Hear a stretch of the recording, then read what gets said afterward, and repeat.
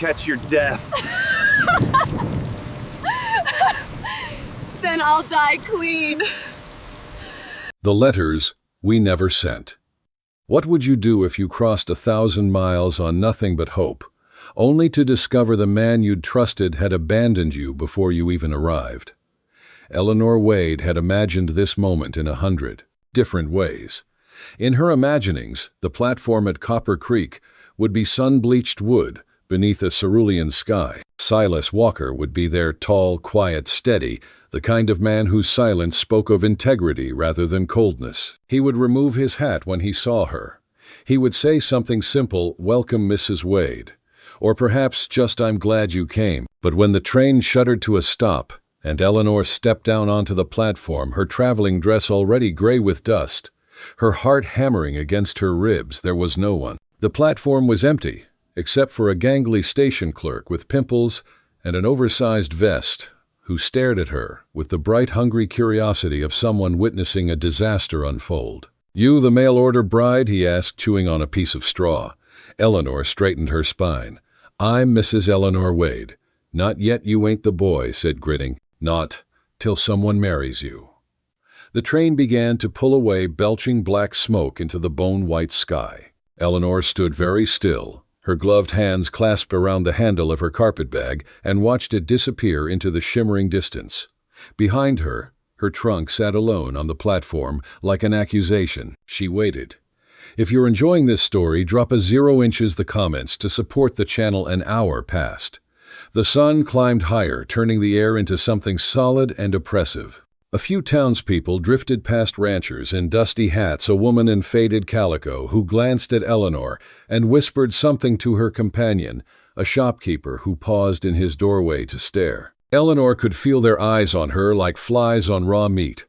She had crossed half a continent for this. She had burned every bridge in Boston, refused. Her sister's pity ignored her brother-in-law's smug satisfaction, packed her few belongings into a single trunk, and boarded a train that smelled of coal smoke and stranger sweat. She had read and reread Silas Walker's letters until the paper grew soft at the creases, memorizing the careful, sparse sentences that had seemed in their honesty like a kind of promise. "I am a widower. I have a small ranch near Copper Creek, Arizona Territory. I am not looking for romance, but for companionship and partnership. If you are a woman of good character and practical nature, I believe we could build a decent life together." She had written back, "I am 29 years old, unmarried, a former teacher. I am not looking for romance either, but for a place to belong and work that matters. I believe I could be a good partner to you." The correspondence had been brief, functional, painfully honest. And yet, in the spaces between the words, Eleanor had let herself hope. Not for love. She was too old, too practical, too scarred by disappointment to hope for that, but for something steadier, for respect, for a home. Now, standing alone on an empty platform in a town that looked like it had been carved out of red dust and desperation, she understood how foolish that hope had been. By the time the shadows grew long and the heat began to ease, Eleanor had made a decision. She would not go back. She had no money for a return ticket, and even if she did, she would not give her family the satisfaction of seeing her crawl home defeated. She would stay. She would find work. She would survive. She picked up her carpetbag and began walking toward the center of town. The arrival Copper Creek was not much of a town. A single dirt road ran down its middle, beaten flat by wagon wheels and horse hooves. On either side, false front buildings leaned together like tired old men, each one pretending to be more than it was. There was a general store with a faded sign, a saloon that promised good whiskey, and likely delivered the opposite, a livery stable that smelled of hay and sweat, a church, no bigger than a tool shed, and a boarding house with peeling paint, a sign that read Mrs. Coulter's, rooms and meals. Dust drifted through the air like memory. The afternoon heat pressed down hard enough to make the boards creak in protest. The place had the stillness of somewhere that had already seen its best days and wasn't expecting many more. Eleanor Wade stepped down from the stagecoach, one gloved hand gripping her travel bag, the other tightening on her parasol, as if it might steady her in this new world. Her dress, blue silk gone pale from travel, was powdered with dust. The hem was frayed. She had imagined this moment so many times during the long journey. West stepping off the coach, seeing her husband to be waiting there hat in hand, perhaps nervous but kind. She had rehearsed what she might say, how she might smile, how she might begin a new life. But the platform was empty, except for the driver unloading trunks. She waited. 5 minutes. 10. The heat shimmered on the horizon. A few men glanced her way before returning to their business. Somewhere a dog barked and fell silent again. The silence began to feel like ridicule. When she finally started walking toward the boarding house, her boots crunching in the dust, a voice stopped her. "You're the bride." Eleanor turned. A woman stood in the doorway, tall, angular, iron-haired, with a face like a blade sharpened on gossip. Her apron was clean, but her tone wasn't. "I'm Eleanor Wade," Eleanor said carefully. "I know who you are," the woman replied. "Whole town does. You came in on the noon train." Silas Walker didn't show. Eleanor felt the blood rise to her cheeks, but kept her voice steady. Perhaps he was delayed. The woman, Mrs. Coulter, judging by the sign, laughed, a dry, rasping sound like corn husks rubbing together. Delayed, sure. Or maybe he looked at the train schedule and decided he'd made a mistake. "I'd like a room, please," Eleanor said, ignoring the jab. "If you have one available." Mrs. Coulter's smile was as thin as a knife. "Got one, but you won't be needing it long. Reverend Hatch and some of the men are already talking to Silas. They'll have this sorted by tomorrow." "Sorted," married Mrs. Coulter said bluntly. "Proper like. Can't have a woman travel all this way and be left to shame. Bad for the town. Bad for Silas, too, people talk. They'll make sure he does right by you." Eleanor's stomach turned. "I don't want to force anyone." "Don't matter what you want," Mrs. Coulter interrupted. "Matters what's proper. Come on, I'll show you your room."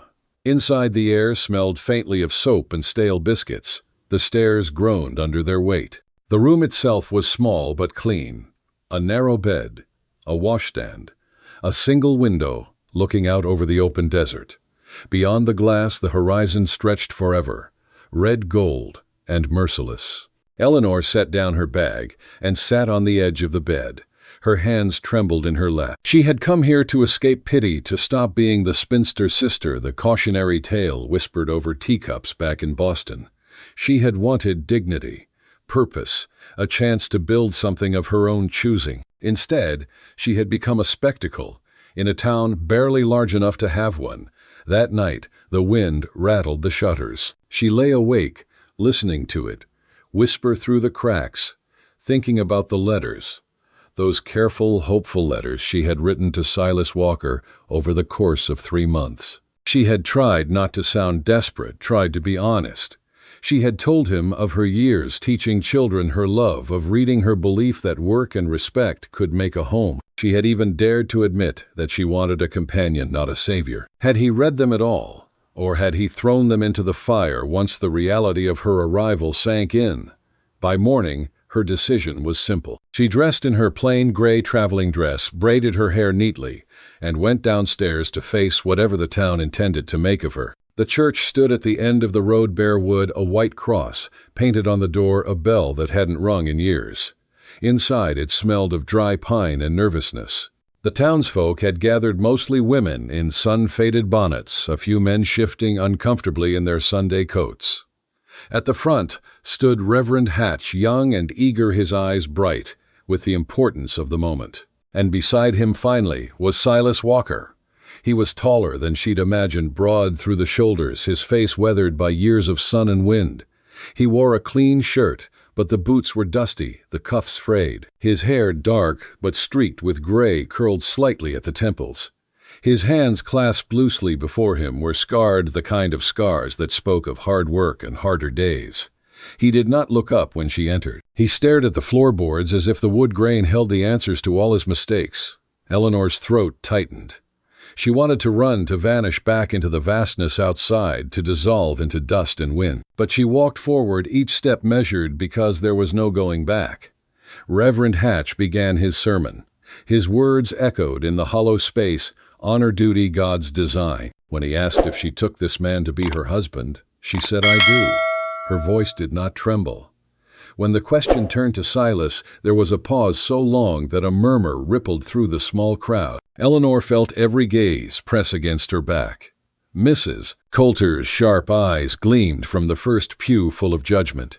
Finally, Silas said, "I do." It sounded like a confession.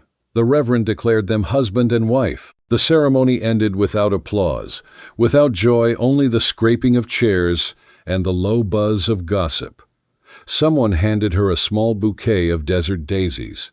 Someone else whispered "poor girl" and thought she couldn't hear. Outside, the sun blazed mercilessly. Silas hitched the wagon while Reverend Hatch gave Eleanor a polite nod, saying something about blessings and patience. She climbed up beside her new husband, folding her gloved hands tightly in her lap. The horses started forward with a jolt that nearly threw her off balance. They rode through silence. Copper Creek disappeared behind them, swallowed by the shimmer of heat. The land stretched wide and red, punctuated only by lonely mesquite trees and dry gullies that once held rain. The air smelled of dust and iron.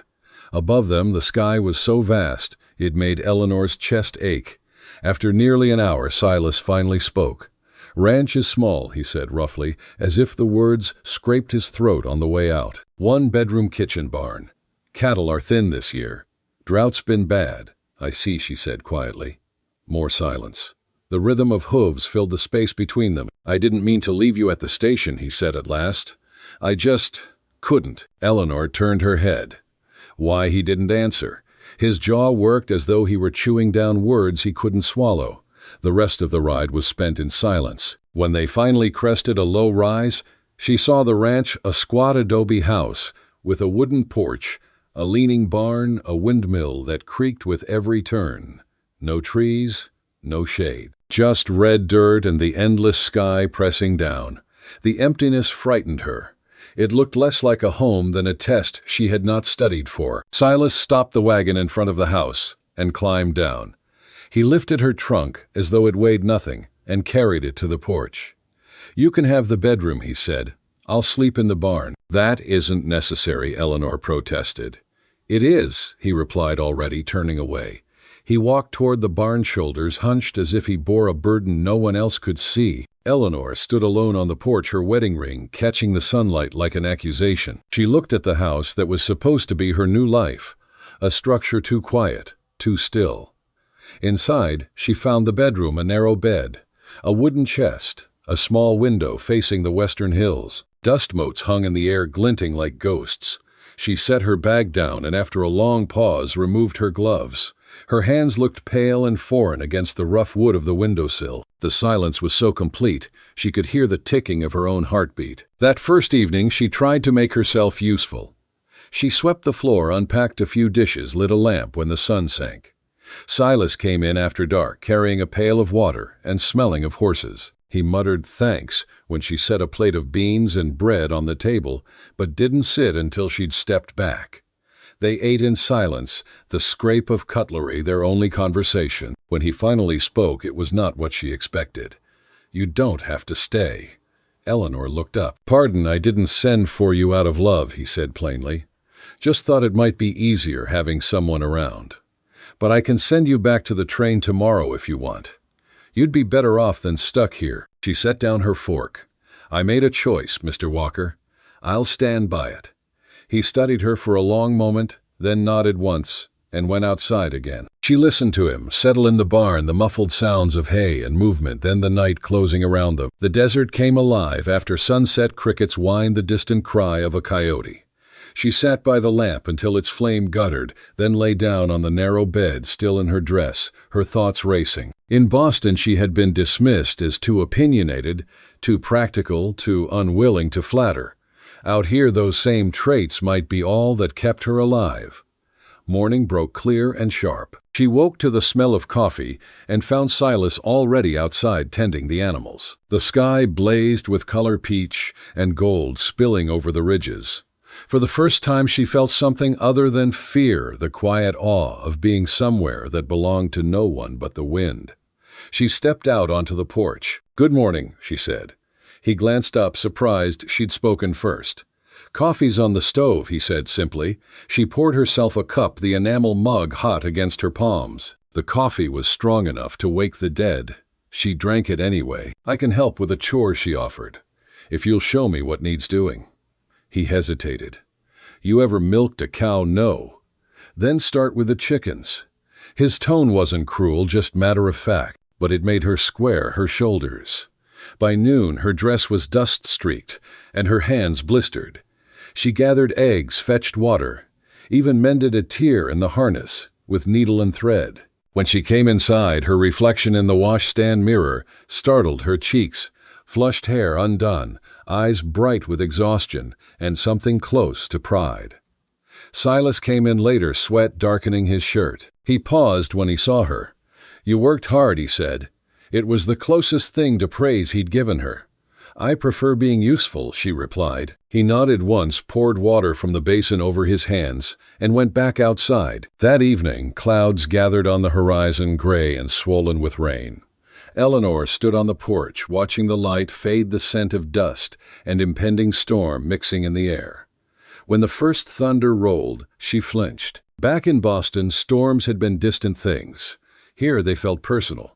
Silas appeared beside her, silent for a moment before saying, "When the lightning hits out here, it finds whatever stands tallest. Keep away from the windmill if it starts." She glanced at him. "You sound like you've seen it happen." "I have." His eyes stayed on the dark horizon. "Took a neighbor's barn clean off the ground 2 summers ago. They watched the storm together until the wind forced them inside. Rain hammered the roof, and for a moment the sound filled the house like life itself." She thought of the letters again, how she'd written about wanting to build something real. Perhaps this, too, was part of that building, enduring the storms, literal and otherwise. When the rain finally eased, Silas lit the lamp. The light gilded the edges of his face, softening the hardness. "You're not what I expected," he said quietly. "Neither are you." He almost smiled. Almost. Days blurred into a rhythm. Morning chores, brief meals, long silences that slowly became comfortable. Eleanor discovered that the desert had its own language, cicadas in the heat wind. Through dry grass, the occasional whisper of rain far off across the plains. She began writing again at night, not letters this time, but notes in a small ledger. The tasks she'd learned, the words she'd forgotten how to say aloud. She found that Silas listened even when he didn't answer. When she mentioned Boston, he asked small questions about trains, books, lamplight streets. He told her little of himself, except once, when she caught him staring toward the mountains at dusk. "My wife's buried out there," he said quietly. Eleanor froze. "I didn't know." "No reason you would." He leaned against the porch post, the setting sun carving his profile in amber. "She died 2 winters ago. Fever took her before I could ride for the doctor. After that, I stopped talking much." Eleanor nodded, unsure if comfort would insult him. The wind tugged at her hair. "I'm sorry," she said finally. He tipped his hat, not as acknowledgement, but as a kind of punctuation, conversation over. Yet the air between them changed. The silence after that wasn't emptiness, but shared understanding. A week later, Copper Creek sent a wagon of supplies. Mrs. Coulter herself rode along, curious as ever. She stood on the porch with arms folded, watching Eleanor sweep. "Well," she said, "looks like he didn't run you off after all." Eleanor smiled faintly. "Not yet. Town says he's been different lately. Less ghost, more man." Mrs. Coulter's gaze softened for a fleeting moment. "Maybe that's your doing. Or maybe it's the rain," Eleanor said, sweeping dust into the yard. Mrs. Coulter chuckled. "Whatever it is, keep at it. Lord knows that man's owed a bit of peace." When the wagon left, Eleanor stood in the doorway watching the dust trail fade. The desert seemed endless, but she no longer felt small against it. That night, Silas found her at the table, reading by lamplight. "Reverend Hatch stopped by town," he said. "Asked if we'd be coming to Sunday service." "Do you go often?" "Not since he stopped," then shrugged. "Maybe it's time." She closed the book. "Then we'll go." He looked at her, something almost like gratitude in his eyes. "You sure I didn't travel all this way to hide?" she said. He gave a short nod. "All right then." Sunday morning dawned clear, the world washed clean after another night of rain. Eleanor wore her best dress, the one that had survived the journey west and pinned her hair neatly beneath a hat. When they rode into town, heads turned. The whispers followed, of course. They did, but this time she met them with steady eyes. Inside the church, sunlight poured through warped glass.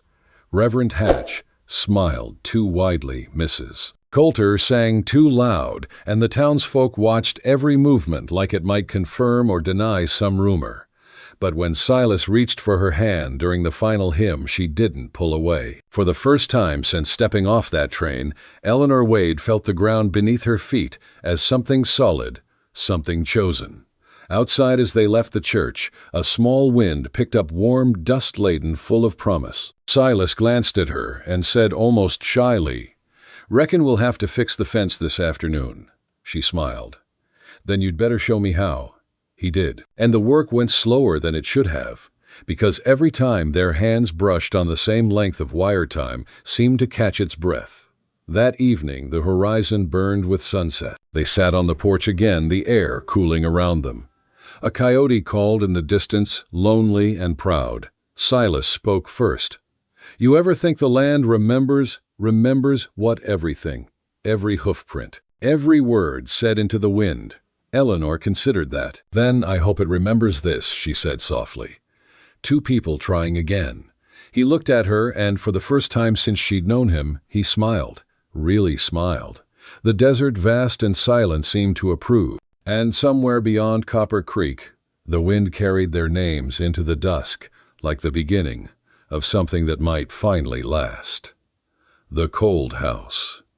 The house was clean but empty, in a way that had nothing to do with furniture. It was the kind of emptiness that comes when a place has forgotten the sound of laughter. There was a kitchen with a cast-iron stove that hadn't burned bright in months, a scarred wooden table with two mismatched chairs, and shelves lined with tin plates and chipped cups that rattled when the wind pushed through the cracks in the walls. The bedroom held a narrow bed with a faded quilt and a chest of drawers whose top was scored with years of use. Through the single window, the land stretched outward in every direction, flat, pale, and merciless. On the wall above the bed hung a photograph. A young woman with dark hair and steady eyes, her hand resting lightly on the shoulder of a man Eleanor recognized at once, a younger, unguarded Silas Walker. The glass was dusty, but the image underneath was sharp, like something preserved in ice. Eleanor stood in the doorway a long time. The silence of the room pressed against her ribs, and she understood. He was still married to a ghost. She did not see much of Silas in the days that followed. He rose before dawn and worked until long after dusk, the rhythm of a man who labored not to build something, but to exhaust himself enough to sleep. He mended fences that didn't need mending, hauled water from the dwindling creek, rode the perimeter until his horse came back lathered and trembling. Eleanor kept the house as if the act itself could fill it.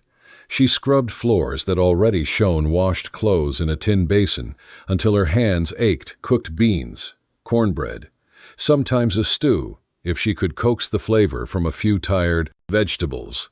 They ate together in silence. He thanked her quietly and left. At night, when the wind moved through the grass like a whispering congregation, Eleanor sat at the kitchen table under the weak glow of a kerosene lamp and wrote letters. Not to her sisters in Boston, who would have answered with pity disguised as concern, nor to the few friends who had stopped writing years ago. She wrote to Silas, to the man who had written those careful, measured letters before she came, to the man she had imagined. "Dear Silas, I wonder if you know how alone a person can feel when she's sitting in the same room as someone who won't look at her." She folded the page and tucked it into a small wooden box under the bed, a box that had once held her mother's sewing things. The wood still smelled faintly of lavender and home. She never sent the letters. What would be the point? He was 10 feet away across the yard and still unreachable. The drought deepened. Each day the sky grew whiter, the air thinner. The well ran lower. The bucket struck mud before it struck water. Cattle staggered at the trough ribs like the slats of a broken fence. The land itself seemed to hold its breath. And with every breathless day the town grew meaner. One morning 4 riders appeared through the haze. At their head was Calloway, a thick-necked man with a red face and the slow drawl of someone unused to being refused. Eleanor saw them from the kitchen window, their silhouettes wavering in the heat, like figures in a mirage. Silas met them in the yard. His stance was rigid hat brim shadowing his eyes. "Creek's half dry already," he said. "So's ours," Calloway replied. His men fanned out horses stamping. "But you've got the upstream claim. We need that water, Walker. Our cattle are dying. So are mine." "You got fewer head than any of us," Calloway said. "Ain't fair for you to hoard what's left." "I'm not hoarding," Silas said evenly. "Just trying to keep something alive." The air between them thickened. Finally, Calloway spat into the dust. "This ain't over, Walker." The riders turned their hooves, kicking up a storm of red dust that hung long after they disappeared. Eleanor stood in the doorway, heart hammering. The desert felt tighter now, like it was closing its hand around them. That night, she found Silas sitting on the porch steps, elbows on his knees, face buried in his hand. The stars had begun to appear, thin, distant sparks against the black. She had brewed coffee weak because their supply was low but warm. She held out a cup. He took it without looking at her. "Thank you. You're welcome." She turned to go back inside. "Eleanor," she stopped. It was the first time he'd spoken her name since the wedding. "I shouldn't have brought you here," he said quietly. "This was a mistake." The words landed like stones in a well. Eleanor felt something fracture inside her chest but kept her tone steady. "Do you want me to leave?" He looked up, then really looked, and she saw the weariness etched into him, the guilt, the years of solitude that had carved him hollow. "No," he said hoarsely. "I don't know what I want." She nodded. "Then I'll stay until you figure it out." Later she wrote another letter. "Dear Silas, I think you're afraid of wanting anything at all. I think you're punishing yourself for something that was never your fault. I wish you'd let me help you carry it." She folded the page and added it to the growing stack. Days turned to weeks. The heat settled over the land like a fever that would not break. Eleanor learned to move slowly, to ration water, to bake bread at dawn, before the kitchen became unbearable. She learned the rhythm of the ranch, the creak of the windmill, the lowing of cattle, the sound of Silas's boots on the porch just before sunrise. She also learned that Silas was a creature of ritual. Every morning coffee, cornbread, sometimes a single egg. Every evening fences, tools, silence. He slept in the barn on a pile of old blankets, as if the house no longer trusted him. Eleanor wanted to ask why, wanted to shake him until he admitted that he wasn't the only one living among ghosts. But she had spent too many years teaching stubborn children to know the futility of forcing words from closed mouths. Some lessons must be chosen to be learned. So she waited, and she wrote, "Dear Silas, today I saw a hawk circling over the ridge. It made me think of you alone, watchful, hungry for something you won't let yourself have. Dear Silas, the hens laid 3 eggs. I made you a cake. You ate without comment, but I saw you take a second piece when you thought I wasn't looking. It was the first time I've seen you want something for no reason at all.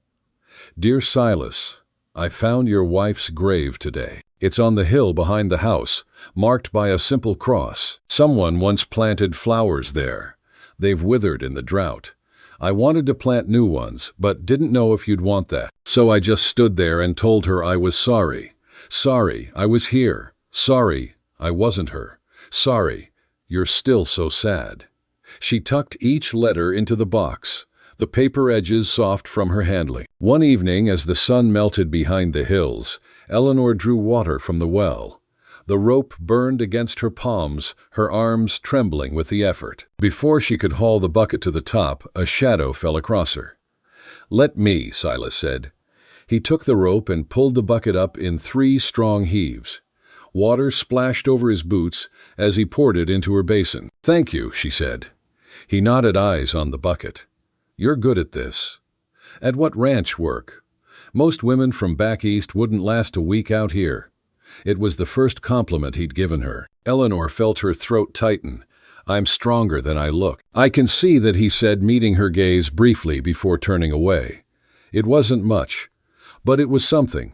The next morning dawned gray and windless. The smell of smoke carried on the air, distant sharp. When Silas rode to check the far pastures, he returned with ash on his hat brim.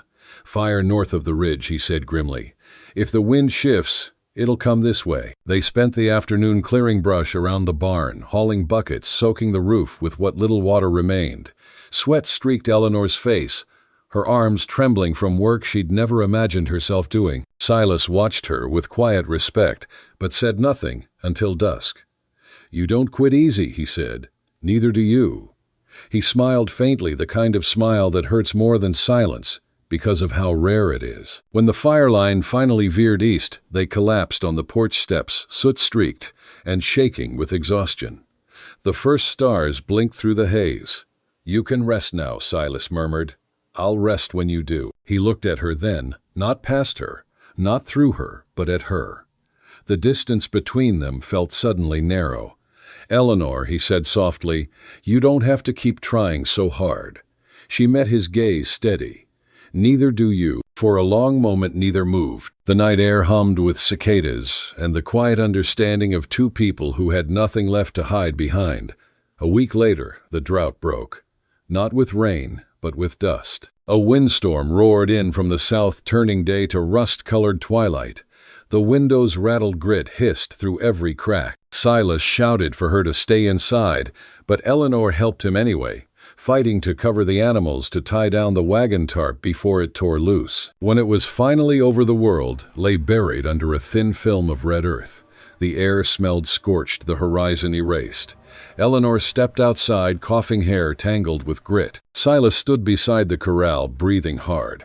Their eyes met through the haze, both too weary to speak. He reached out, a small gesture, almost unconscious, and brushed dust from her cheek. "Guess the desert wanted to remind us who's in charge," he said hoarsely. "Seems it's got quite the temper." He almost laughed, but it broke halfway to a sigh. "You should have stayed in Boston." "Maybe," she said. "But Boston didn't need me." Silas looked at her for a long moment, then turned toward the barn. "Neither did I," he said, but without conviction. That night she wrote again. "Dear Silas, you say the land owns us. Maybe you're right, but I think grief owns you more. It's made you small in a world too wide to live small in." Summer bled into fall without color. The grass never returned. The creek dwindled to a trickle you could step across without wetting your boots. Eleanor counted the days by the sound of windmills dying one by one across the valley. Once near sunset, she climbed the hill behind the house, the one where his wife's grave rested. The air was still the wood of the cross, bleached almost white. She knelt and pressed her palm against the dry earth. "She loved you," Eleanor whispered. "I can see that. You must have loved her, too." The words surprised her. She felt no jealousy, only a strange tenderness for the ghost who still shared their house. When she turned to leave, she saw Silas at the bottom of the hill watching. He didn't move. She didn't either. Between them stretched the hard, unyielding land, everything that had broken him, and everything that was slowly teaching her how to stay. One evening in late September, the sky cracked open. Thunder rolled over the valley. Then rain. It fell in sheets, sudden and wild. The parched ground hissed at the first touch. Eleanor ran out barefoot, laughing as the water soaked through her dress. The wind whipped her hair loose, and she tilted her face upward, eyes closed, tasting the sky. Silas stood on the porch watching as the rain turned to steam on the warm earth. For a heartbeat, he looked young again. "You'll catch your death," he called. "Then I'll die clean," she shouted back. He came down the steps, splashing through puddles. The air smelled of wet sage and relief. When he reached her, she was laughing, a sound that startled them both. He stopped inches away, rain running down his face. "You're mad," he said. "Maybe," she replied, "but I'm alive." Something flickered in his eyes, something he'd buried long ago. He reached out, hesitated, then brushed a strand of soaked hair from her cheek. The contact was brief but electric. The storm roared around them, but for that moment the world was only the space between his hand and her breath. They stood that way until the rain softened to a whisper. Then Silas stepped back, his voice low. "You should dry off." "Yes, Mr. Walker," she said softly, smiling despite herself. Inside, she found herself shaking, not from cold, but from the realization that something had changed. The house no longer felt quite so empty. The air no longer quite so still. That night she didn't write a letter. She didn't need to. The next morning the world smelled of mud and new beginnings. Water pooled in the low places and the cattle drank greedily. Silas walked the fence line with his hat pulled low, the brim dripping. When he came back, Eleanor handed him a cup of coffee. Their fingers brushed, deliberate this time. He said quietly, "You saved the place." Eleanor shook her head. The rain did. He met her eyes. "You stayed. That's more than most would have done." She looked out the window where the desert shimmered with new puddles of reflected sky. "It's a start," she said. He nodded.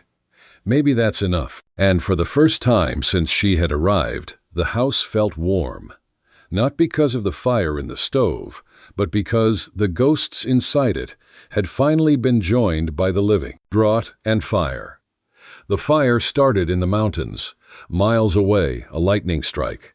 Someone said later, though no one had seen rain in months, it took like a sin, takes quick, hungry, unforgiving. It fed on dead grass and bone-dry timber, on the nests of birds, on the brittle brush that had held its breath all summer and now exhaled flame. Wind rolled down out of the high country as if from the very mouth of hell, pushing the blaze forward in great gulping strides. By the time the smoke reached Copper Creek, half the ridge was burning.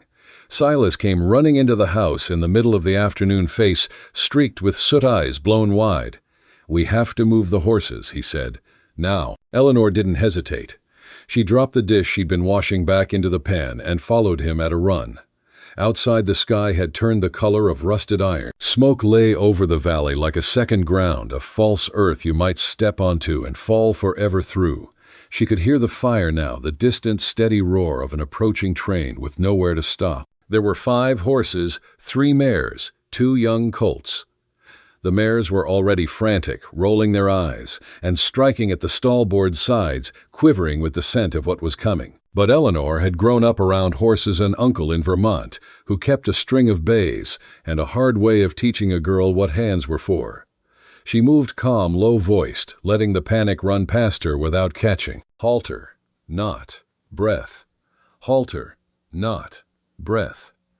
"Take these 3 to the creek." Silas shouted over the noise, dragging open a stall. "I'll get the colts." "Where are they?" "Back pasture." "Go." She led the mares out, 1 on each side, and the third, on a trailing lead shoulders, braced against their sudden lunges. Heat hit her face like a blacksmith's forge door flung open. Her throat tightened with the smoke. Her eyes streamed, and still she kept talking to the animals. Nonsense words said in a Sunday voice, "Steady, steady, you're all right, easy now." The creek was barely a creek anymore, thin, weeping through stones. But it was open ground, and open ground doesn't burn as quick. She tied the mares under the one cottonwood that still threw shade, and ran, lungs flayed by every breath, back toward the house. The fire had jumped the ridge. She saw it now, an orange wall, alive and purposeful, swallowing the slope in a single radiant hunger. The sound was closer, 1,000 chimneys breathing at once. Sparks whirled in the wind like angry bees. "Silas!" she screamed, voice raw. He was in the back pasture with a roan colt that wanted to climb straight up the sky. The other colt was gone, bolted somewhere into the smoke, the earth itself seeming to peel back under his hooves. Silas's hat was gone. Blood striped one cheek where the roan's halter had burned him. "Leave it," Eleanor shouted. "I can't."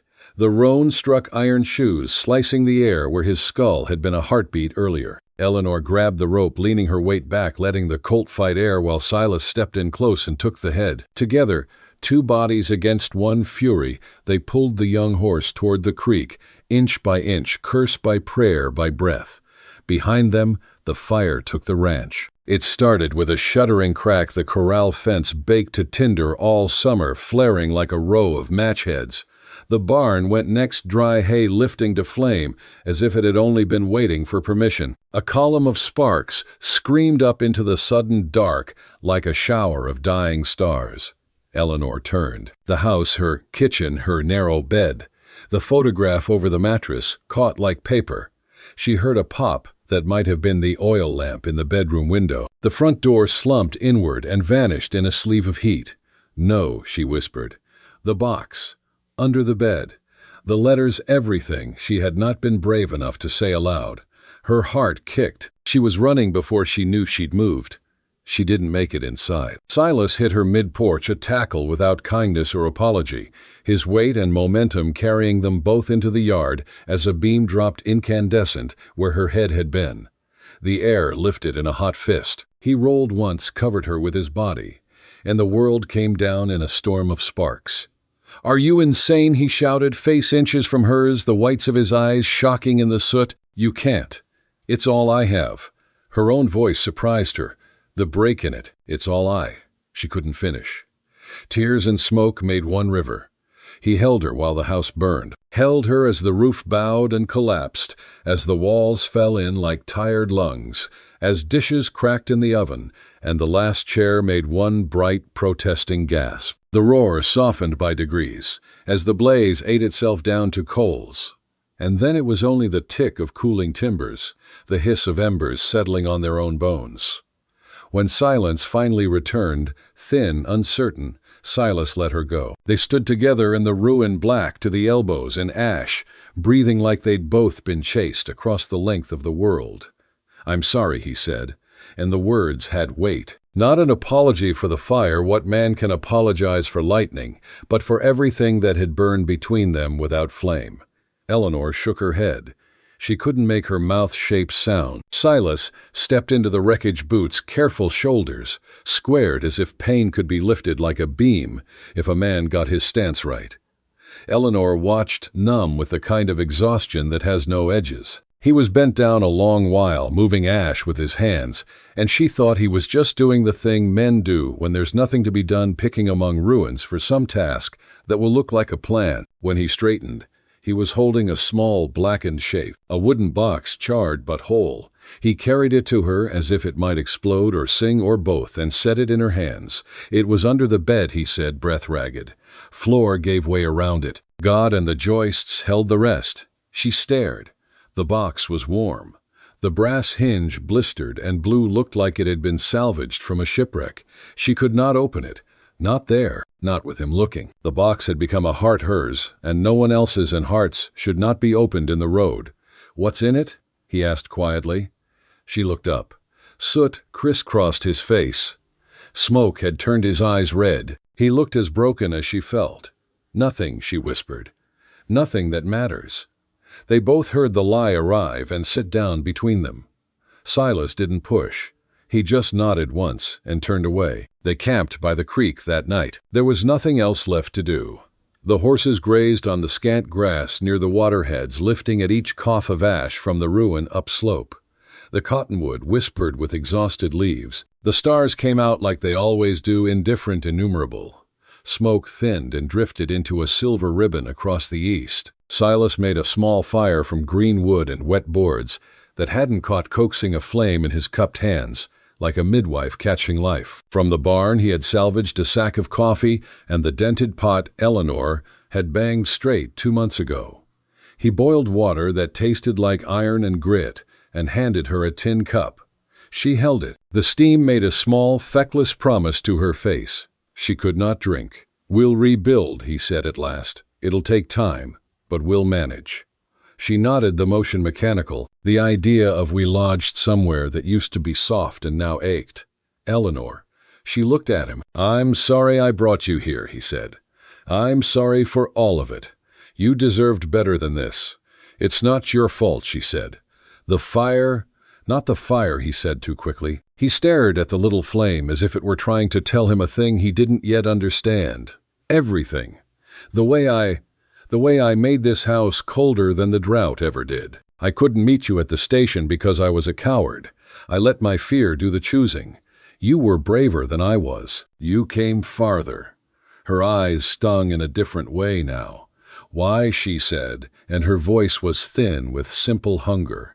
"Why couldn't you?" He was quiet so long she thought he wouldn't answer. "Then my wife Sarah died in a fire." The name came out like it had edges. 3 years ago. Early autumn. We'd had a summer like this one, dry, mean. I was out mending fence on the north line. Saw a pillar of smoke that shouldn't have been where it was. Rode like a man where the earth is a drum and the horse is the stick. By the time I got back, the house was already taking. I tried. The word cracked. I tried and the roof came down and the heat'll tell a man what he isn't. I couldn't get to her. He swallowed. Sarah was 27. Eleanor's breath snagged. I thought if I married you I'd be betraying her, he said, watching the tiny stubborn fire. Or worse, I'd fail you too. I thought if I kept the distance, nothing could break inside that I couldn't name. He shook his head, once helpless. But you kept showing up. Morning after morning. You put plates on a table I wouldn't sit at and mended shirts I kept forgetting I owned. You were kind in a house I'd made unkind. You were strong in a life I'd turned to ritual just to keep moving. And it terrified me. Why, she asked. Because I started to care, he said simply. And I didn't know if I was allowed. Eleanor set the cup down. Her hands were shaking in a way that felt like the beginning of something. Silas, don't, he said quickly, palms up as if to ward off his own need. You don't owe me any word you didn't plan to give? I'm not leaving, she said. He looked at her, then startled, like a man who's heard thunder on a clear day. You're not. Where would I go, she said, and it wasn't bitter, only true. There's no home east of here that still has my name on it. And anyway, she glanced toward the smoking rise where a house had been. I don't want to. I didn't come to the desert to learn how to lose. I came to see if I could make something where there isn't enough. She swallowed. If you'll let me try.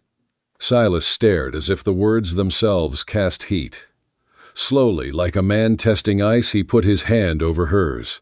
His palm was rough, nicked warm. I'd like that, he said, and there was a steadiness in it. Sometime after midnight, with the small fire down to thinking coals, Eleanor slept head against the cottonwood's ribbed trunk. She dreamed of a creek with more water in it than its own habits, and of a house with light that reached all the corners. When she woke, the east was going gray, and the air was newly thin. Silas was sitting by the ash of the little fire reading. The sight of his head bent over the blackened box was a slow, cold knife.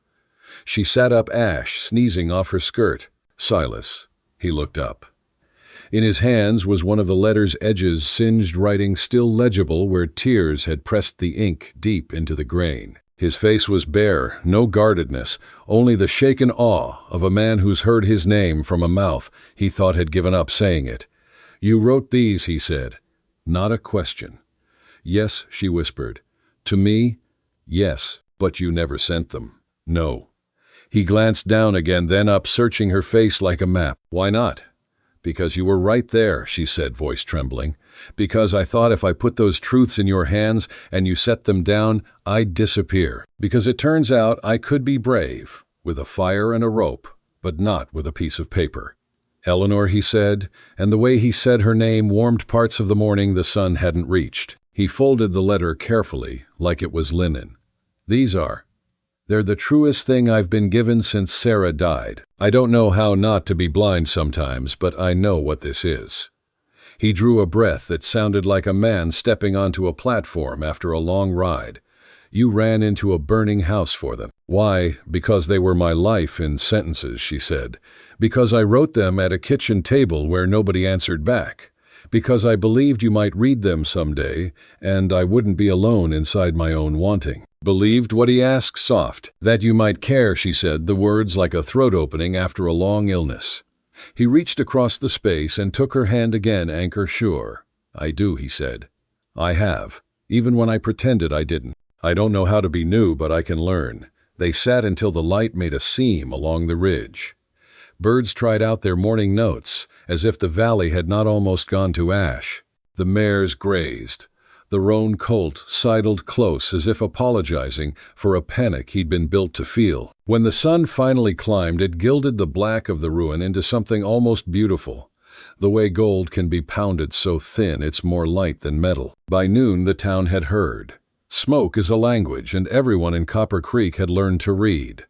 Reverend Hatch came first in a wagon with a barrel of water and a face young enough to be afraid of being useless. Mrs. Coulter rode pillion behind a ranch hand, a basket banged to her hip, and her mouth set for battle with any problem that could be frightened by a woman's will. Jacob Miller followed with 2 men and a crosscut saw slung like a weapon. They found Eleanor and Silas down at the creek, laying out what they had. 5 blankets, the dented coffee pot, 3 spoons of fry pan, a comb, a Bible with its edges burned into lace. The box, Lord preserve. Martha Coulter breathed hand to the hollow of her throat. She set down her basket without looking, and began passing out bread-hard cheese apple smugglers, had paid less attention to than she did. "You 2 eat before I turn this creek into a scold."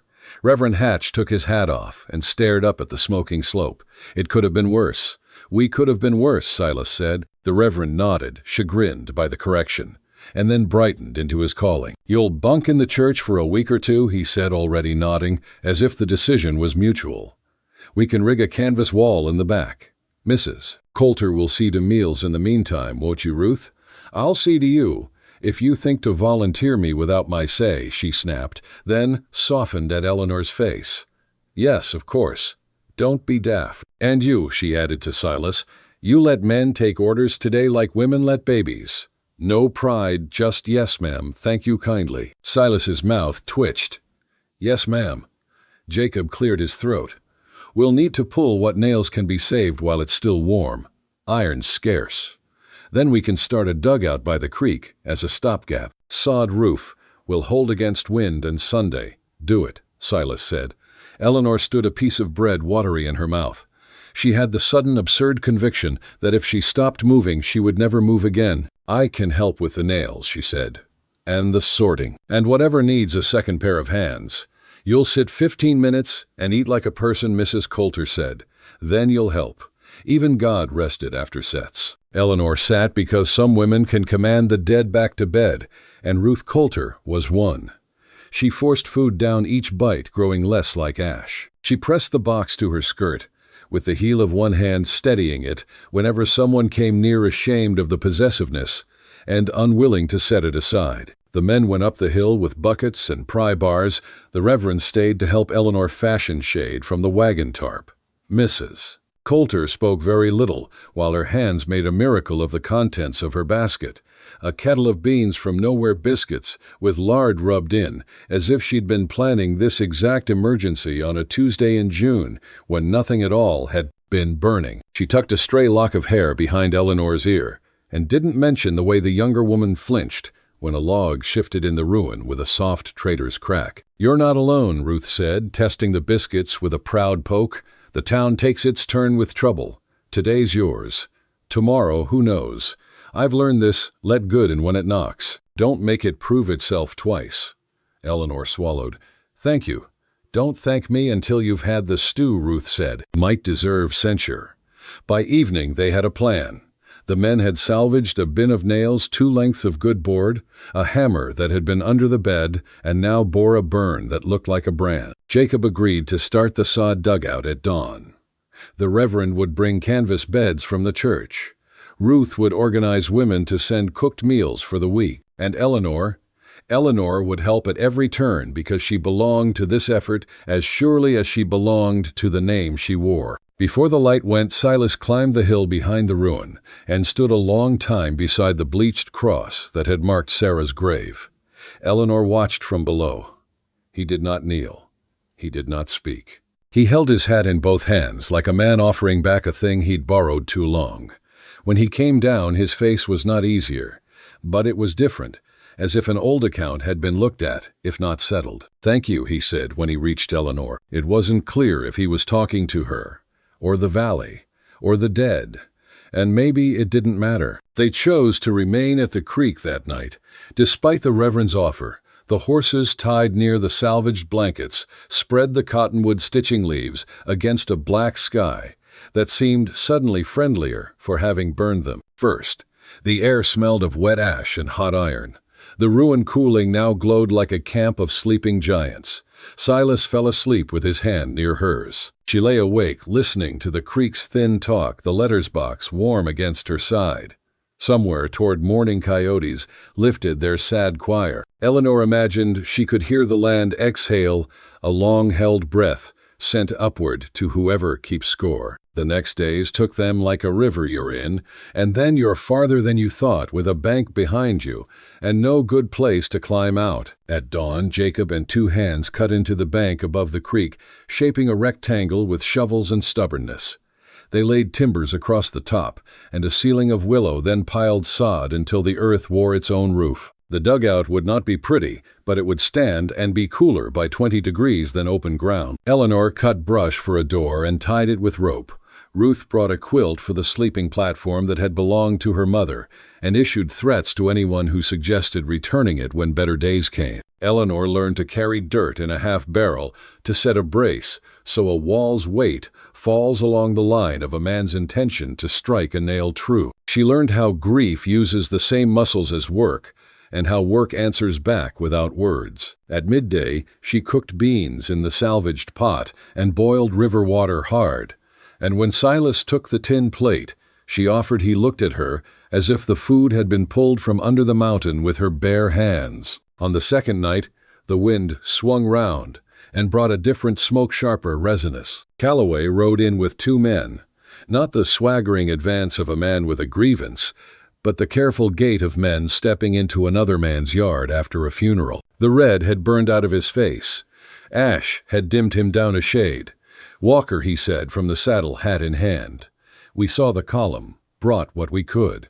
He gestured with his chin sacks a length of canvas, a coil of wire they could turn into a fence that would keep a horse from wandering, while better fences waited their turn.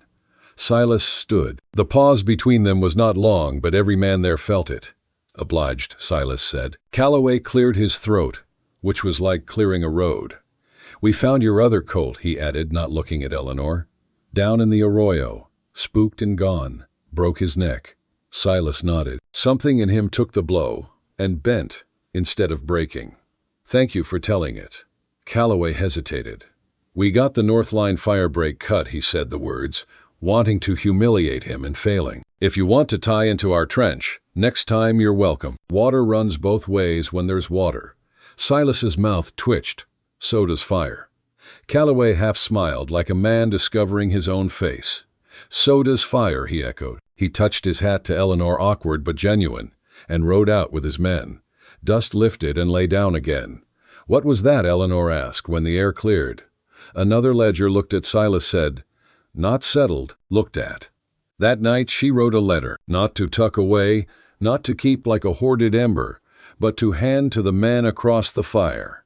She wrote on a page ripped from the burned-edge Bible, the ink splotching where the paper swelled with memory. "Dear Silas, today you let help in. Today a man said so does fire, and you nodded. Today you ate beans I cooked in a pot that almost died, and you said thank you like it was a vow. I don't know what a house is yet without walls, but this feels like the right place to stand while we decide." She folded the note and pushed it across the blanket. He read it jaw-working and tucked it not in the box but inside his shirt over his heart, a flimsy, mighty second skin. They moved into the dugout on the 5th day. The air inside had a dark coolness, a blessed tamping down of noise. Eleanor hung the one unburned plate on a peg, the plate that had been a wedding gift from a Boston neighbor who'd never expected it to touch red dirt. Ruth brought a sprig of dried sage to hang by the doorway for luck. The Reverend came by with a pail of nails he claimed were extra, and a very bad joke about Jesus being a carpenter which he couldn't get through without blushing. And when dusk pressed a hand over the valley and the heat finally loosened its grip, Silas and Eleanor walked up the slope to the place where the house had stood. Ash shifted under their boots, whispering. The chimney foundation crouched like a busted tooth. Here and there something announced itself, an iron skillet shaped like a relic, a hinge from the bedroom door, the lever from the well pump. Magpies had come to audit and clacked their cold arithmetic from a nearby fence post. Silas knelt near the bedroom corner and moved cinders with the back of his hand. He found the remains of the photograph frame twisted wood glass melted into slag that caught the light like another kind of water. The image itself was gone. He stared at it, then lifted his eyes to the hill behind where a white cross watched and waited without asking for anything. "I thought it would kill me again," he said. "What's standing here?" He gestured to the char, but it didn't. It hurts like it should, and that's right. Eleanor let out a breath she hadn't noticed she was holding. Maybe it's because this time you weren't alone when the world burned. He looked at her then, as if she were a map leading away from a border he'd patrolled too long. Maybe it's because this time I wasn't alone when the world didn't. They buried the frame at the foot of the cottonwood by the creek, the one that had held their first camp. Silas smoothed the earth with his palm, then pressed the heel of his hand there, once a sign he might not have made even to himself 3 weeks ago. Eleanor tucked a single charred nail into the dirt like a seed. They did not say Sarah's name aloud. They did not need to. The air held it with a gentleness ash has, when it's done, the worst it can. On the way down, a breeze lifted faint more promise than wind. The smell of burned land rose, and settled and rose again, not an accusation, but a fact. Somewhere a nighthawk scissored the air for the last insects foolish enough to try the dark. Tomorrow, Silas said, I'll ride into town for lumber. They'll have scraps from the freight shipments. We'll start a shed. Then a kitchen lean-to. Then walls. He glanced at her. Then a window. 2, she said, surprising herself. 1 to watch the ridge. 1 to watch the creek. All right, he said. 2. They slept that night in the dugout, the smell of new-cut earth, thick and purpose-sweet. Eleanor woke once, and heard Silas breathing steady at her side. She listened long enough to learn the pattern. She fell back to sleep with her hand flat on her own chest, counting seconds like coins she was finally allowed to spend. Rebuilding is a kind of stubborn prayer. It says, I see what was taken and I will name what remains. The next weeks taught that lesson the way the desert teaches anything worth learning, by repetition, by sweat, by small mercies. Silas and Jacob framed the first lean-to, with the lumber nobody else wanted, crooked lengths, knots like eyes. Eleanor held boards and set wedges, learned the rhythm of the hammer lift-drop wordless, and right. Ruth's women sent meals, one of them slipping a tin of precious molasses beneath the breadcloth, as if she were hiding a miracle. The Reverend came by at dusk with books for Eleanor Dickens, a torn copy of Emerson that had survived a mouse and now survived a fire. Calloway's men returned twice with quiet labor and left with nothing taken but a handshake. Eleanor planted hope in a row of cracked clay pots, onion sets, saved seed a cutting of mint from behind the saloon, where nothing good grows, and yet it does.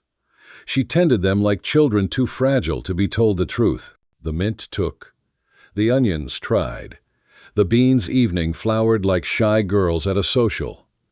Each green thing was a small defiance against a valley that had forgotten how to be kind. Sometimes at noon, when the heat collapsed on everything like a drunk, she and Silas stood shoulder to shoulder in the thin shadow of the new wall and did not speak. There is a kind of talk without words that the body does, steadying itself to the shape of another body that intends to stay.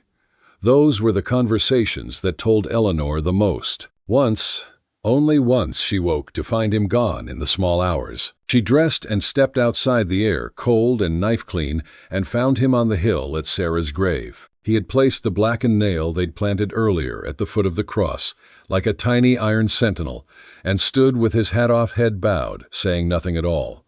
She did not climb to him. She kept watch from below. Some distances are holy, and must be kept to honor what they cover. When he came down, he took her hand as if they were picking up a tool they'd laid aside to wipe their brows.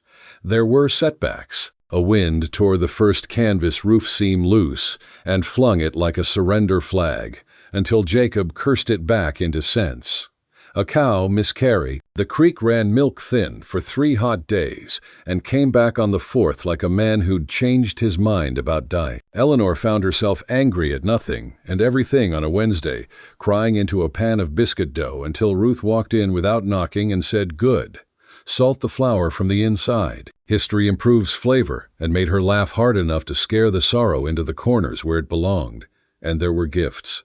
A storm built one desert evening with clouds piled like a dream of mountain. Lightning stayed blessedly sky-stuck, and rain fell heavy and straight. They stood in it, faces up, while the dirt drank like a thing that remembers. Afterward, frogs spoke from a puddle that hadn't existed at noon, unworried preachers telling the same wet sermon, they always do renewal, as fact, not wish. That night after the rain, Silas brought out the box. He set it between them by the fire, and opened it without ceremony. He took out one letter and read it aloud, his voice low-breaking sometimes in the middle of a line, because truth will do that to a man who's living through it. Dear Silas, today, the windmill creaked a hymn I don't know but recognized. I set a cup where sun could find it, because even light is water you can drink if you're patient. I wish you'd let me carry some of what you carry. I have 2 hands and a back that can do more than dishes. I didn't come all this way to stand still. He folded the page and reached for another. Eleanor watched his face change with each sentence, a door opening, then another, then a window on the far wall, where nobody had ever thought to look for one. He read until the fire fell to red eyelids. He read until the frogs gave up the sermon for sleep. When he put the last letter back, he did it gently, the way a man returns a book to a shelf he's finally ready to visit again. I thought love was a thing with one name, he said, staring at the shadows the flames made of his hands. But it isn't. It keeps learning new ones. It keeps making them up. Eleanor said nothing because nothing was called for. She put her hand over his on the lid of the box and felt his fingers turn and hold. In the end, the first winter found them with a one-room house, half done a stovepipe that drew like a blessing and a door that stuck in the morning when the cold swelled the frame. Eleanor tacked the faded quilt Ruth had given them across the north wall to blunt the weather. Silas set the window in the east, the one she'd asked for to watch the ridge, and used the very last whole pane of glass left for sale in Copper Creek. When the sun came, it poured through like something that knew its own job. She washed the window every morning with hot water and the good rag, a ritual that felt like prayer. On a day so cold, the air itself looked brittle. Silas led her to the second window, the one that watched the creek. It wasn't yet installed. He'd only framed the opening. They stood in the rectangle of unglazed air and looked down at the ribbon of water, dark as iron and sure as a vein. 2 windows, he said, tipping his shoulder against hers. Just like you said. She smiled into the wind. I've got more ideas. I am, he said, the ghost of a grin under the frost in his beard, afraid I might want to hear all of them. You're allowed, she said. He slid his hand into hers, both of them gloved, the pressure still felt. I know, he said, and the words held more heat than the stove. Behind them on the table, the box sat open, not to hoard, not to clutch, but to belong. The letters were no longer a substitute for speaking. They were a record of 2 people finding the courage to start. Beside it lay a new sheet of paper anchored by a charred nail. Eleanor had begun a different kind of writing lately.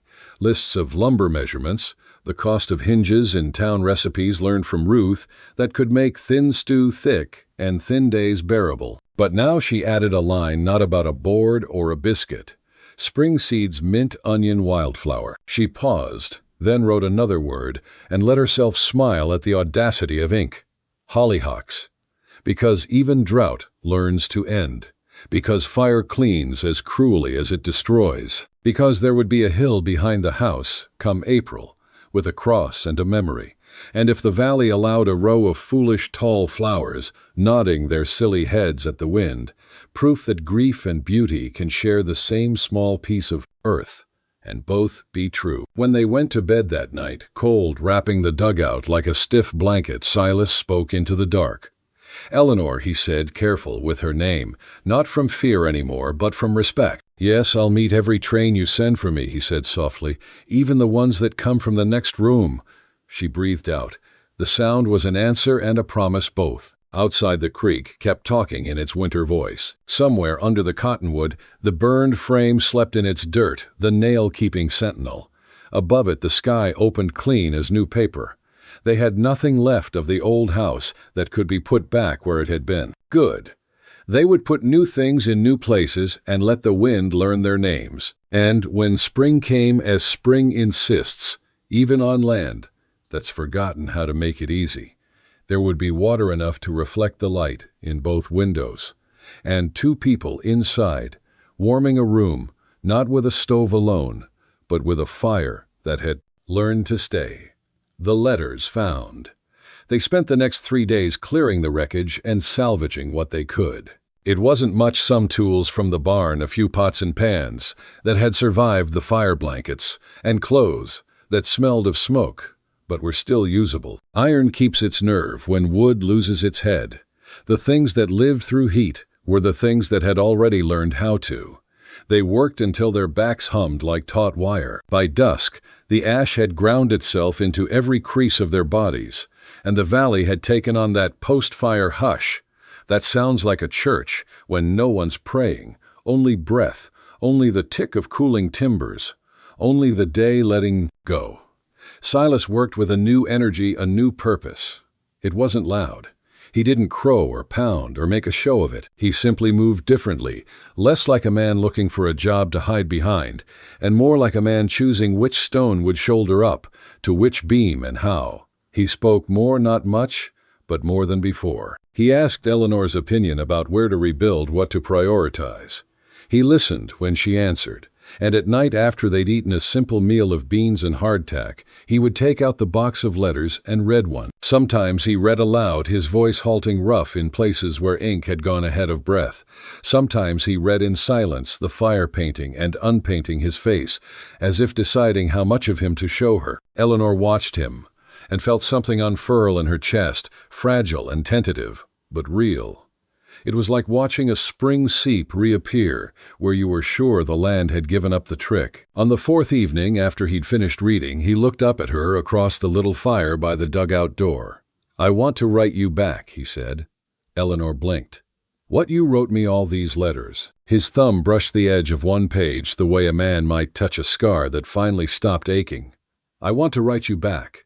I'm not." He shut his eyes, a moment, found the word. "I'm not good with words like you are, but I want to try." "You don't have to." "I want to." He insisted, the two words as steady as a fence post properly set. So he did. He pulled a scrap of paper and a pencil stub from the Reverend's donation box, hunched in the lamp's small circle, and began. It took a long time. The pencil whispered, scratched, paused, started again. He crossed out words, frowned, lifted his head to listen to the sentence he was chasing, then bent again to try it a different way. Eleanor pretended not to watch and failed, stealing glances the way people look at sunsets and newborns, as if not looking would be a kind of waste. At last he folded the paper and held it out to her. "It's not much," he said, almost apologetic. Eleanor opened it. The handwriting was cramped and uneven. Some letters tried to be taller than their neighbors and failed, but the words were clear. "Dear Eleanor, I don't know how to say this right, so I'll just say it plain. You're the bravest person I ever met. You came all this way on nothing but faith, and you stayed even when I gave you every reason to leave. I was wrong about a lot of things, but the worst thing I was wrong about was thinking I didn't deserve you. Maybe I don't, but I want to try to be the kind of man who does. I want to build a life with you, a real one, not the half-life we've been living, if you'll let me. Silas." She read it twice, the lines blurring and settling again. When she looked up, he was watching her with that new anxiousness that turns men tender fear, not of rejection, but of squandering a true thing by saying it wrong. "It's perfect," she whispered. He smiled. It was a real smile, the first she'd ever seen from him without apology attached. It transformed his face, the hard lines softened, the eyes caught and held light. The man she had guessed at stepped into view and didn't flinch. "Good," he said, and even his voice had changed key. The next morning they set fence posts along the bend where the creek had undercut the bank. Jacob came down from his place with a long auger and a comment about the world owing none of them a thing. He left them the tool and a half-loaf of his wife's brown bread and went away whistling the way a man does when he wants to say he approves but doesn't want to stand still to do it. Eleanor sank. The auger twisted, heaved the pulled earth aside. Silas followed with the post, tamping the fill with a length of mesquite. The rhythm, a metronome their bodies learned together by noon. When the work got heavy, she talked to ease it.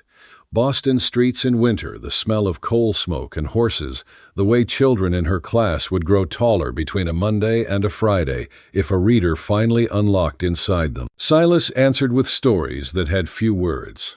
but plenty of world. A spring 2 ridges over that never ran dry a hawk's nest. He'd watched for years until the cottonwood that held it split like a tired heart. The time he'd been snowed in for 8 days and survived on beans and rage. Near midday, Reverend Hatch rode down with a mailbag tied behind his saddle. "Mr. Pritchard's down with a fever," he said, easing the bag to the ground. "He asked me to pass along post, most for the Silver Spur and some farmers up valley, but there's a piece for you, Mr. Walker." He fished out an envelope and held it up like an announcement. Silas frowned, took it, and squinted at the spidery hand. "From Flagstaff," he said, turning it over. The paper was smoke-yellowed, as if it had already been where it shouldn't. He slid a calloused thumb under the flap and unfolded the sheet. His eyes moved, stopped, moved again. He passed it to Eleanor without comment. It was a bill of lading from a yard in Flagstaff lumber, ordered and paid for the spring of the year Sarah died. At the bottom, in the same thin hand, a note: delivery refused, no one home. The date was 2 weeks after the fire. In the corner, in a different ink and a different time, a line written slantwise along the margin: "We held your order as long as we could. We're sorry for your loss." Silas was looking at the hill. He hadn't moved. Eleanor folded the paper and slid it back into its smoke-cured coat. "Thank you, Reverend," she said. "Of course," Hatch said softly. "We're finding things." "We are," Eleanor replied. She looked at Silas. "We will." After the Reverend left Silas, set the envelope on the crossbeam that would someday be a sill, and didn't touch it again. He put his hands on the post and tamped harder until the dirt refused to settle anymore. That night, he read one of her letters about the day she'd almost sent the box back east and decided against it. Then he touched the edge of the Flagstaff note, as if to see if it could feel shame, and set it in the wooden box with the rest, not because it belonged, but because history has weight and must live somewhere. On the second day after the mail came, they went into Copper Creek with a list nails, lamp oil, 2 panes of glass, if such miracles existed, flour and salt, and a sack of beans. The town watched them dismount in front of the general store the way a place will watch people who have lately been fires chosen, half pity, half envy, a little awe. Ruth Coulter appeared from nowhere with a hand on each of their elbows and words in their ears about prices that were too high and brands that were better, and whether Mrs. Wilcox's new shipment of curtains constituted sin. "Don't you even look at those cracked window panes the storekeep calls new," she told Silas, marching them between barrels of nails and sacks of wheat. "I'll have the blacksmith cut you glazing from that old coach glass he's saving for horses who don't care. Cheaper, safer, and won't shatter the first time the north wind remembers its job." Silas nodded, a student with a very strict teacher. "Yes, ma'am." "And you," Ruth said, turning to Eleanor with a baker's exactitude, "you'll take the good flour for bread and the cheap for gravy. And if he charges you full freight on the lamp oil, I'll take his scalp and sell it to the Indians for a lesson." "You understand me, I do," Eleanor said, smiling in a way that established both gratitude and complicity. At the counter, Mr. Pritchard's apprentice, thin, worried mustache, trying to be a man, handed over a small bundle wrapped in twine. "From the post," he said. "Mr. Pritchard said to give it to you when you came by Mrs. Walker." He flushed as he said the word Mrs., as if he'd been coached to it and believed it might bite. Eleanor glanced at the bundle. It was the size and heft of memory. Inside, wrapped in old newsprint, lay 5 letters, 3, addressed in her sister Margaret's neat Boston hand. One, in a childish script, she recognized as her former pupil's, and one, with no name at all, only "Wife of Silas Walker," in a bold, uncertain slant. "The train held mail when the fire ran the line last month," the apprentice explained, relieved to have information to give. "Brought it in yesterday. Some was smoke-touched, but most is sound." Silas had gone very still. He reached out and picked up the envelope addressed to "Wife of Silas Walker," as if it might thrash. The seal was cracked, but the sheet inside was whole. He didn't read it. Not there, not, with the bell over the door jangling and Ruth asking a price that made the storekeep reconsider his business plan. He slid the letter into his coat, Eleanor tucked the others into her reticule along with the little tin of buttons she hadn't realized she needed until she saw them. Outside, the wind lifted the dust into a polite veil. Silas handed Eleanor into the wagon, climbed up after, and set the reins in his lap. He didn't touch the letter again all the way home. They waited until evening. The dugout smelled of damp earth and lamp oil, of beans and ash, and someone's idea of cinnamon, which turned out to be Ruth's idea of kindness.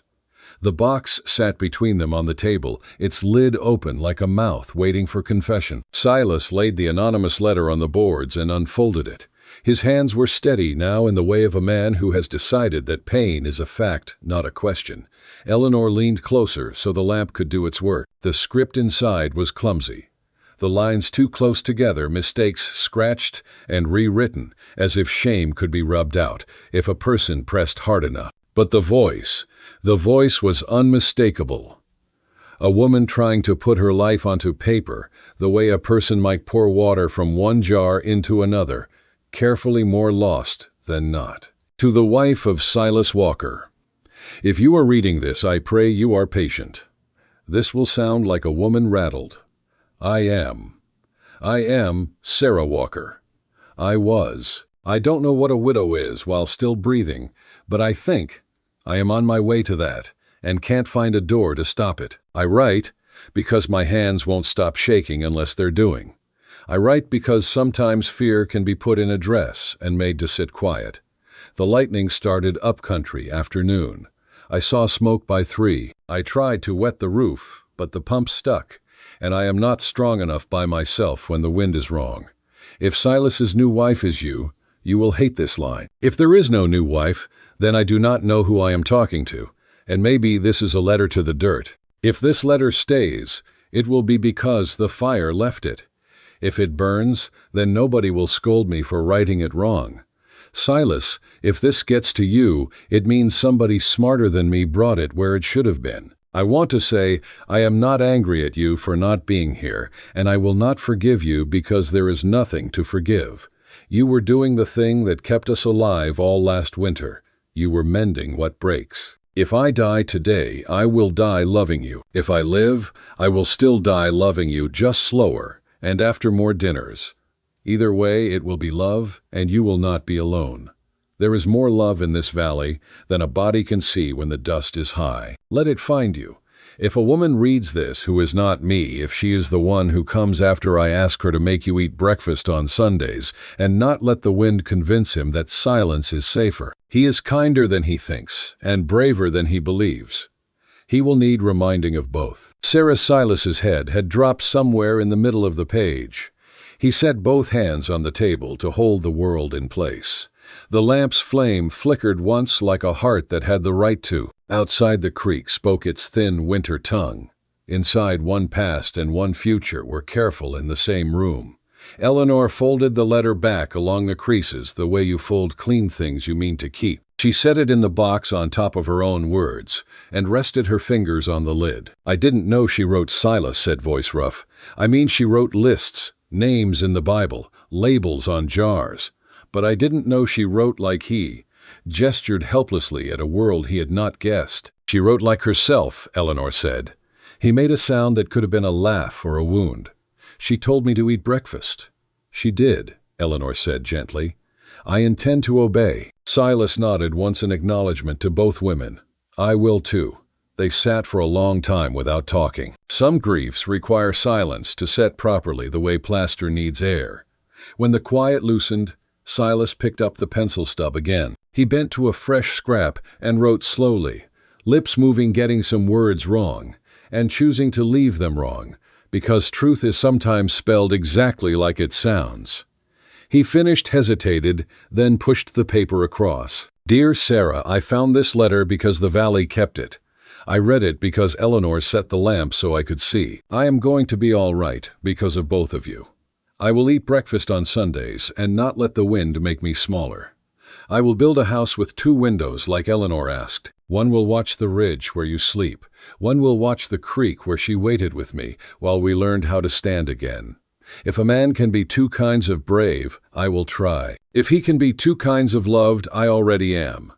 Eleanor did not ask to keep the page. She slid it into the box with Sarah's letter and her own and closed the lid. The three voices lived together without arguing. The room felt larger than its walls. On the 7th morning after the fire, Eleanor harnessed the mare and drove into town alone. Silas was setting the last 2 rafters on the lean-to and needed the height she couldn't give him. The road to Copper Creek ran like an old scar, where your eye expects it to be slightly sore when the weather changed. She held the reins loosely and let the mare choose the easiest way among the rocks. At the post, Mr. Pritchard was back behind the counter with a blanket over his knees and a phlegmy cough that sounded like a lesson. He smiled when he saw her and reached under the counter for a small stack of envelopes. "If it isn't the bravest lady in the valley," he said, and meant it. 2 were from Margaret again. 1 from a woman Eleanor had taught with in Boston, and 1 from a name she did not recognize. The last had been redirected from another town entirely. Then another, as if it had chased her west, just a little slower than she'd ridden. Outside, she climbed back into the wagon and let the letters sit in her lap without opening. The unknown one itched her fingers. It was addressed to Eleanor Wade in a bold, masculine hand that tried to be gentlemanly and achieved diligence. She broke the seal. "Miss Wade, you do not know me, but my sister does, and she told me I ought to write. My name is Nathaniel Fuller. I am the friend of the man who thought he might marry you once, and then did not, to his eternal shame and my lasting anger. If there is anything you need that the desert cannot supply, you have a friend in Prescott who owes you a favor not paid by the man who should have. Send word to my office at the Assay House. Enclosed you will find an order for a small amount of glass, if it helps, and a list of decent men who will sell timber at cost to a household who needs it more than their ledgers do. I apologize for writing without an introduction and for mentioning the unworthy. He is out of my friendship. Consider me your brother until you don't need one. N. Fuller." A draft bill for 2 panes of glass and a chit for delivery lay inside the folded sheet. Eleanor stared at them at the weight and shape of sudden mercy. She hadn't thought of Harold in months, except as a fact, a closed door, an old bruise. There he was again, not himself, but the person he had accidentally led her to, a stranger with a better heart. The world had such economies, lost traded for gain you didn't order and wouldn't have thought to deserve.